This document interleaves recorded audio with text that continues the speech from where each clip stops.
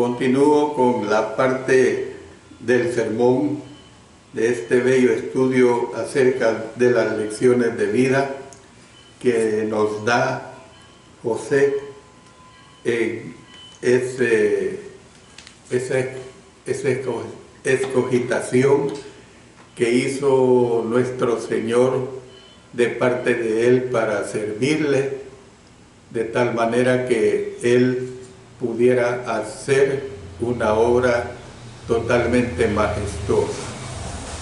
Vamos a, como siempre, a pedir la dirección de nuestro Señor y luego prosigo. Padre eterno, damos-te agradecimientos múltiples, porque tú me permites como iglesia reunida el poder presentar tu palabra, el poder honrarte, el poder glorificarte, y que sea de mucha ayuda para cada uno quienes escuchan. En el poderoso nombre de nuestro Señor Jesucristo. Amén. Amén. Antes de proseguir, quiero decirles que hoy es el último domingo del año 2022. El otro domingo es el primer domingo del año 2023. No nos confundamos, ¿verdad? Y precisamente nuestras oraciones de este día deben de ser por agradecer a Dios, porque hemos llegado hasta la adoración del número 52 del año 2023. ¿No creen que es una bendición, hermanos? Amén. Claro que lo es. Bueno, continúo con este estudio que nos ayuda mucho.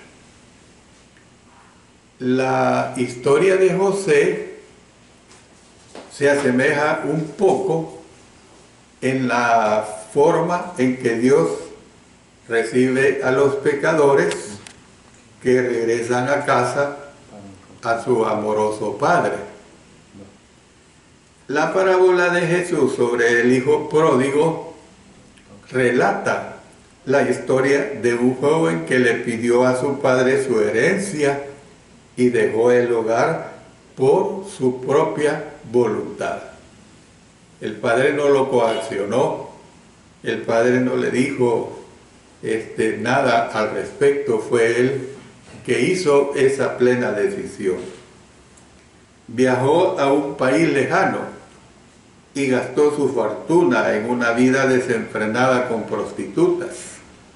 Al final despertó en una pocilga sin amigos, sin dinero, sin alimentación adecuada. Esa narrativa la tenemos en el capítulo 15 del libro de Lucas. Ustedes la conocen muy bien, yo la voy a obviar porque sabemos de lo que estamos hablando. Cuando joven en casa, José era envidiado por sus hermanos, porque él era el hijo favorito de su padre, eso no se puede quitar. Y en última instancia lo vendieron como esclavo en un país lejano, Egipto.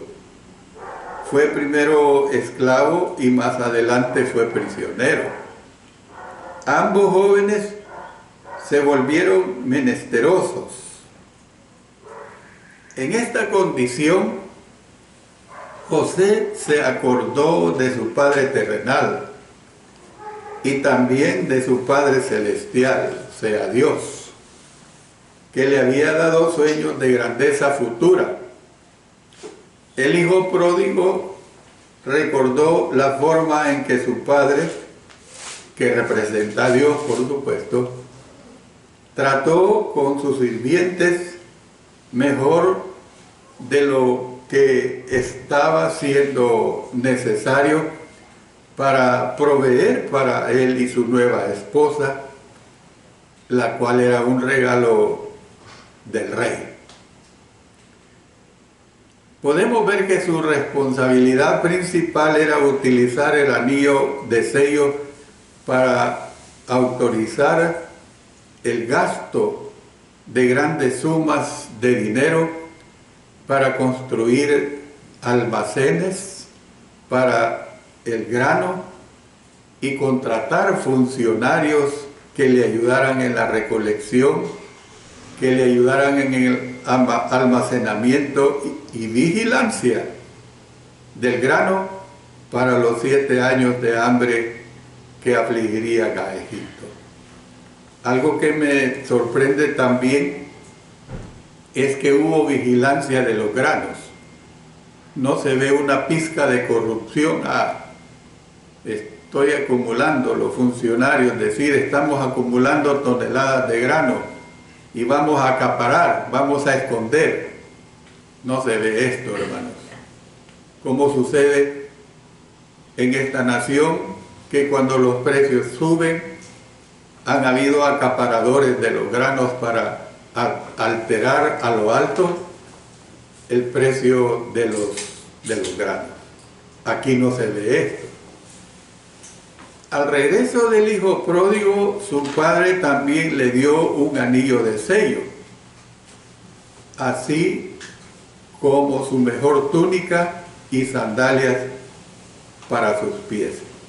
Estos, hermanos, eran símbolos de que una persona era un hombre libre o un hijo y no era un esclavo. En lugar de ser recibido de nuevo como obrero o como esclavo, fue elevado una vez más a la condición de hijo. A pesar de que había perdido su herencia en una vida libertina, su padre estaba mostrando confianza en él, dándole el privilegio de compra ilimitada de todo lo que podría necesitar en el futuro. Entonces, ¿qué es lo que vemos? La forma en que Faraón recibió a José de la cárcel y le bendijo en todos los sentidos con riqueza y honor, se compara precisamente en la forma en que el Padre, o sea Dios, recibió a su hijo pródigo en casa proveniente de un país lejano. Por su gracia lo perdonó y lo bendijo con riquezas y gloria. Es precisamente lo que da esperanza a los hijos de Dios hoy. Independientemente de qué tan lejos de Dios nos hayamos ido, Él sigue siendo nuestro Padre amoroso. Él espera y vigila ansiosamente que regresamos a casa, a su presencia. Su mayor deseo es precisamente volvernos a recibir como hijos y como hijas. Él nos ama y nos perdona mediante su abundante gracia. Bueno, entremos al tercer punto. Mire lo que vamos a considerar en este tercer punto. Los cristianos tienen que olvidar lo desagradable del pasado y seguir adelante en el gozo de una nueva vida con sus oportunidades, con sus bendiciones y con sus responsabilidades.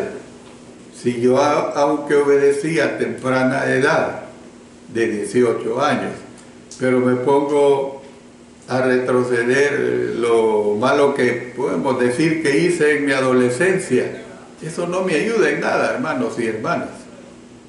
Eso quedó atrás, esos pecados se fueron, como dice la figura, se fueron al fondo del mar. El Señor los olvidó. Amén. Algunas personas crucifican sus vidas entre dos ladrones, ayer y mañana. No debemos permitir que la culpa de los errores pasados nos robe de los gozos y las bendiciones de hoy, hermanos y hermanas.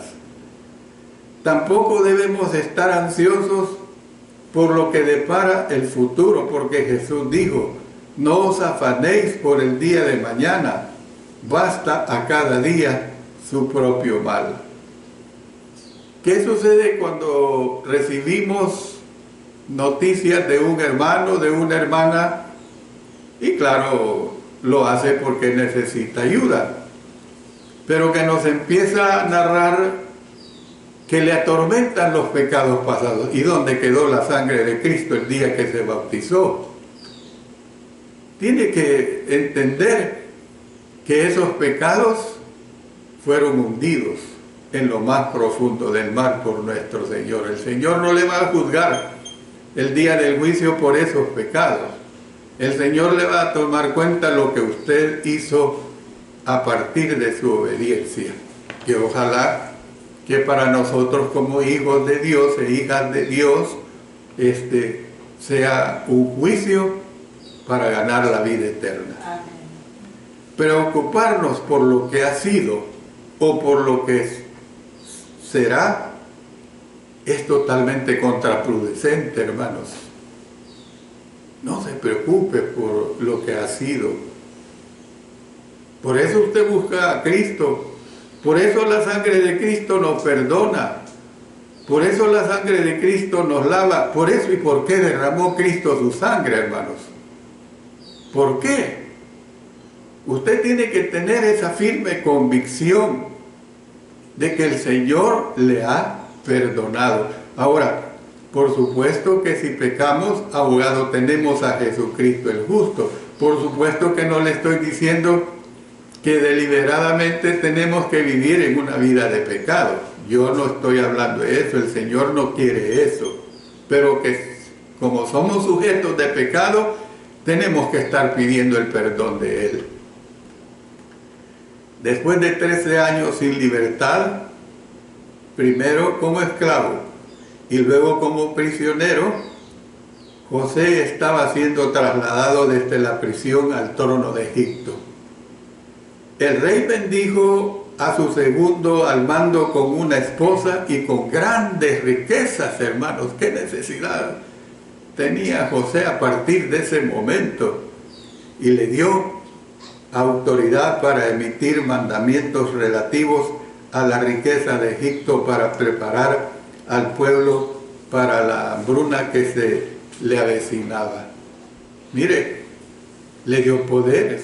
Es como un ejemplo que se me ocurre ahorita: se están haciendo muchas carreteras y que si el ministro de Obras Públicas no tuviera autoridad para hacer un puente, para hacer una nueva carretera, que estuviera limitado, ¿qué sentido tendría?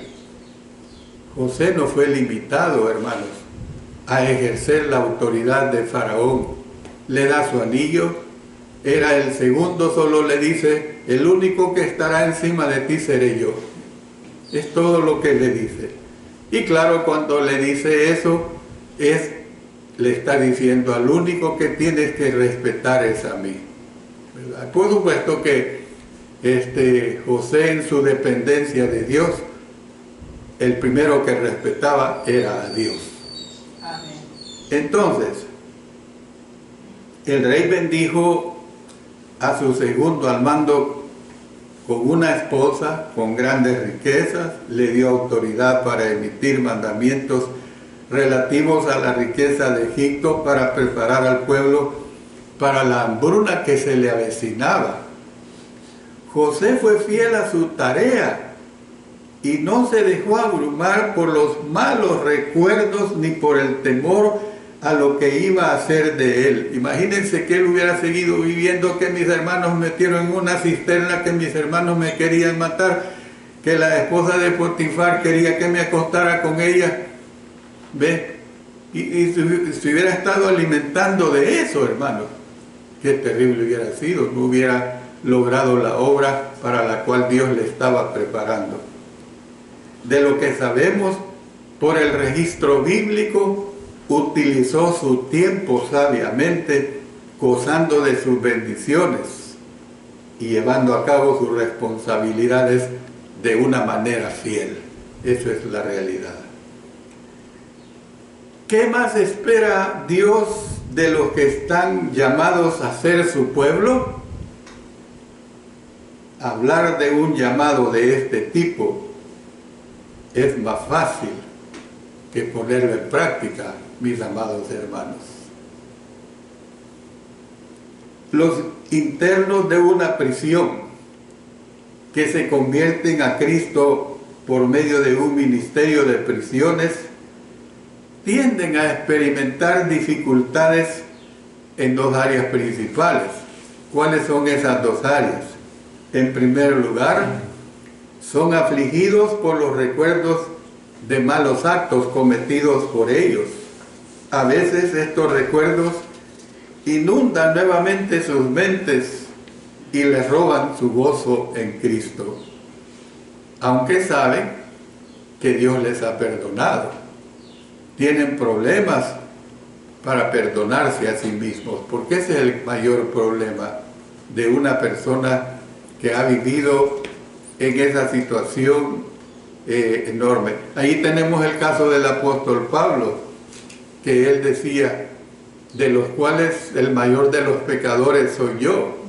Pero claro, Pablo, con su madurez espiritual, como un apóstol consagrado, él superó eso. En segundo lugar, muchos pasan por horas llenos de ansiedad, preocupados por el futuro, diciéndose, ¿seré libre? ¿Podré conseguir un trabajo? ¿Dónde viviré? ¿Me recibirán de vuelta mis amigos y mi familia y me ayudarán a comenzar de nuevo? Sin duda, las consecuencias de tener antecedentes penales podrían acompañar a un ex convicto el resto de su vida. Algunos se niegan a confiar en ellos. Obviamente, no todos los prisioneros convertidos pueden esperar gozar de la riqueza o carrera prominente que experimentó José, porque no hay que ser ilusorios en esa situación. Todo lo que puede hacer un cristiano es tomar la determinación de ser una mejor persona cada día, amén, confiando en que Dios abra las puertas a una vida mejor, como lo hizo por José. Se me ocurre esta ilustración. Hace unos 15 años fuimos al Instituto Baxter porque mi esposa se estaba graduando del curso Celo por extensión y fue invitada a recibir su diploma. Lo curioso fue que dentro de los graduandos había por lo menos de 8 a 10 reos, hermano. Y lo que nos extrañó, que habían soldados bien armados con fusiles. Y preguntamos, ¿por qué la presencia de estos soldados? Y nos respondieron los maestros del Baxter, porque dentro de los graduandos hay una buena cantidad de ellos que van a recibir su diploma.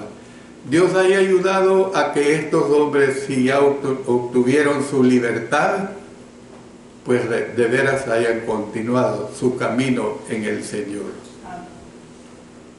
Algunos de los más grandes siervos de Dios fueron encarcelados por su fiel servicio al Señor. Por ejemplo, tenemos el caso de Jeremías. Sufrió mucho a manos de los líderes religiosos y de su propia familia. Fue encarcelado por sus oponentes políticos. Mire lo que dice Jeremías 11:21. Por tanto, así ha dicho Jehová acerca de los varones de Anatot, que buscan tu vida, diciendo, buscan tu vida, fíjense. ¿Para qué? Para darle regalos, no, hermanos, para matarlos. No profetices en nombre de Jehová, para que no mueras a nuestras manos. Jeremías 15:15. Tú lo sabes, oh Jehová, acuérdate de mí y visítame, y véngame de mis enemigos. No me reproches en la prolongación de tu enojo. Sabes que por amor de ti sufro afrenta. Jeremías 17:18-20. Avergüéncense los que me persiguen, y no me avergüence yo. Asómbrense ellos, y yo no me asombre. Trae sobre ellos día malo, y quebrántalos con doble quebrantamiento. Así me ha dicho Jehová: ve y ponte a la puerta de los hijos del pueblo, por la cual entran y salen los reyes de Judá, y ponte en todas las puertas de Jerusalén, y diles: oíd la palabra de Jehová, reyes de Judá, y todo Judá y todos los moradores de Jerusalén, que entráis por estas puertas.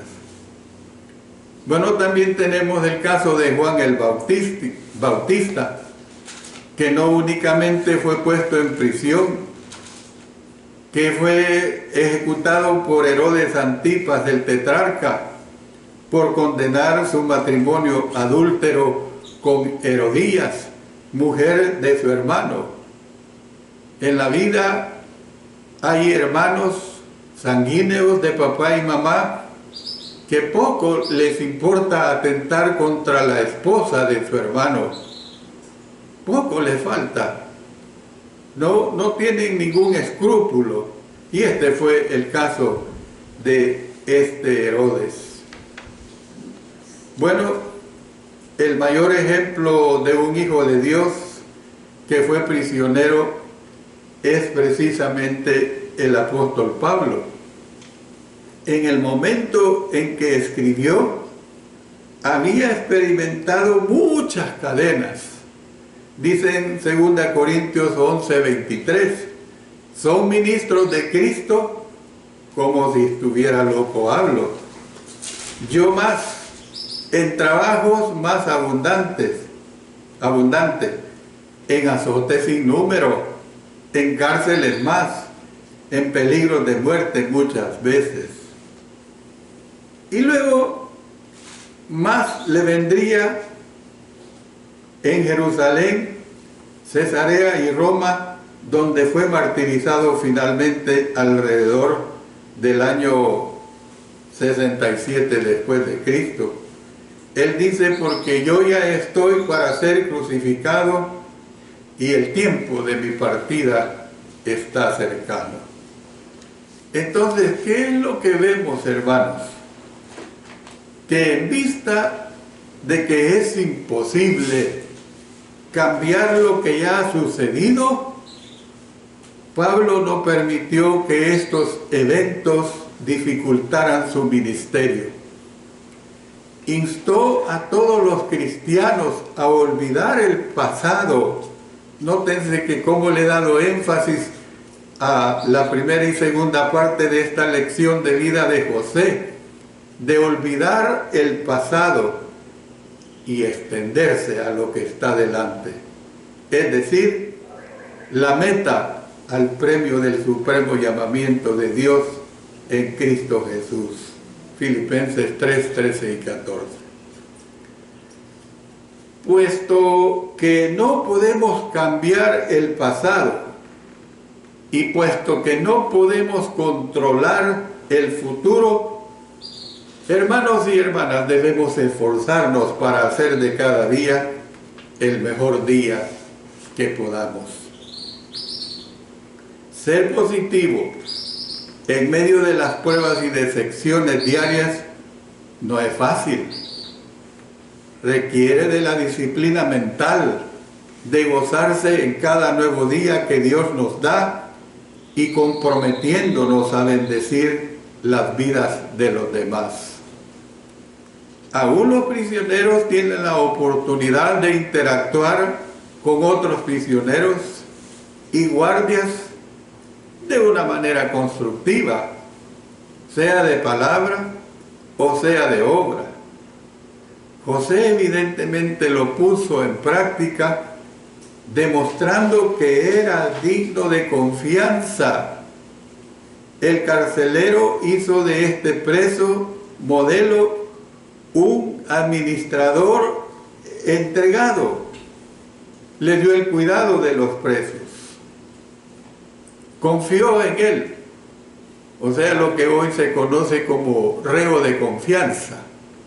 José llegó a ser un reo de confianza. Aún así, José tuvo dificultades para olvidar su pasado y comprender la razón por la que fue vendido como esclavo. En lugar de aceptar cierta responsabilidad por lo que había sucedido, dijo: fui hurtado de la tierra de los hebreos. Génesis 40:15. Al menos en cierta medida continuó pensando en lo que sus hermanos le habían hecho a él y el dolor que habían traído sobre él como esclavo y prisionero en Egipto. El Señor sabía que si José se consumía en la autocompasión sobre los daños causados a él, nunca podría funcionar como un administrador eficaz a favor del pueblo egipcio. Por eso nosotros podemos ver, se dice que los psicólogos dicen que una de las mejores maneras de dejar de sentir lástima por uno mismo es sirviendo a otra persona que está en necesidad. José tenía 30 años cuando Dios determinó que era el momento de levantarlo del estado más bajo de su vida, como esclavo, como prisionero, a uno de los puestos más altos de su época, el visir, el primer ministro del faraón, el que tenía la autoridad después de él en una forma plenipotenciaria. En esta posición, sus pensamientos no podían ser principalmente sobre cómo había sido maltratado por sus hermanos. Su reflexión y energía tenían que ir dirigidos a proyectos constructivos, tales como la edificación de almacenes o silos y la recolección de grano durante los 7 años de abundancia, para que las personas no murieran de hambre durante los 7 años de hambre. Qué labor más hermosa, hermanos, a la cual José no se negó.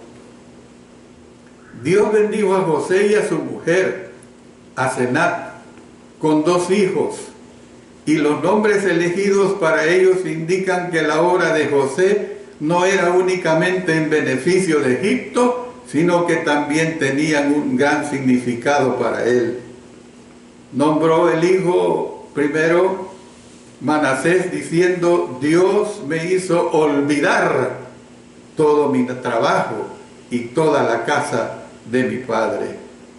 El segundo hijo fue llamado Efraín, que quiere decir: Dios me hizo fructificar en la tierra de mi aflicción. José era estéril como esclavo y como prisionero. Sin embargo, fue fructífero en su matrimonio, convirtiéndose en padre de 2 hijos.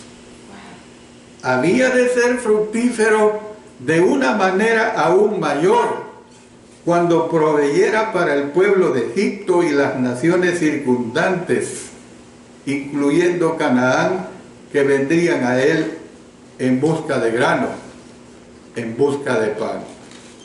¿Saben una cosa que también me ha impactado en uno de los mensajes que he venido dando acerca de José? Dice que cuando él toma el poder que le da a Faraón, dice que recorrió toda la tierra de Egipto. ¿Saben ustedes cuál es la extensión de Egipto?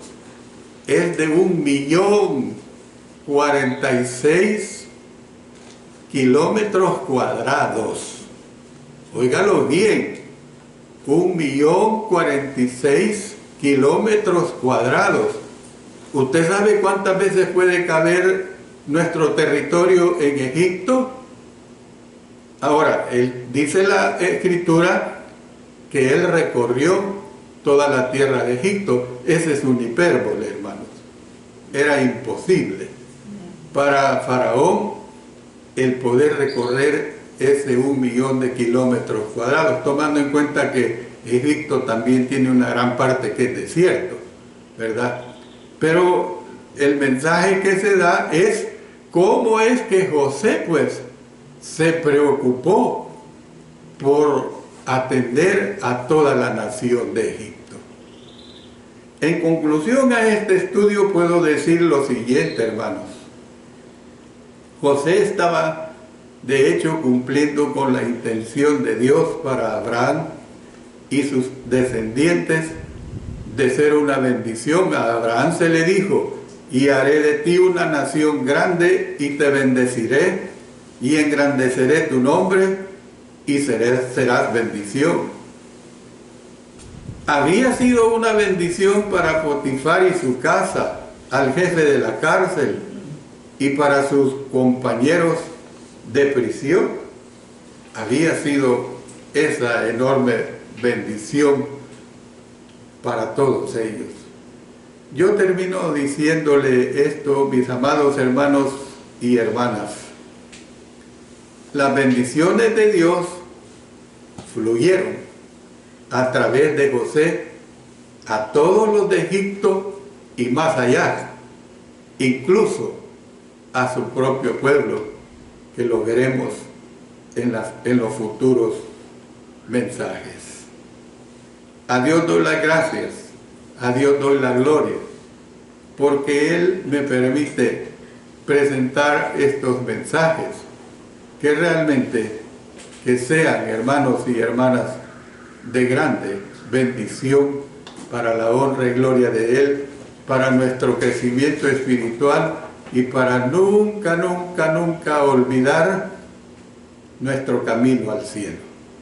Dios bendiga su bendita palabra. Ella ya es bendita por sí, porque ha sido dada por Dios, por Jesucristo, por el Espíritu Santo. Y que Dios nos bendiga a cada uno de nosotros para labrar nuestro camino a esa vida eterna. Oremos. Padre Celestial, te damos gracias porque tú y nadie más que tú nos permites presentar este mensaje que nos ayuda, presentar este mensaje que realmente nos edifica.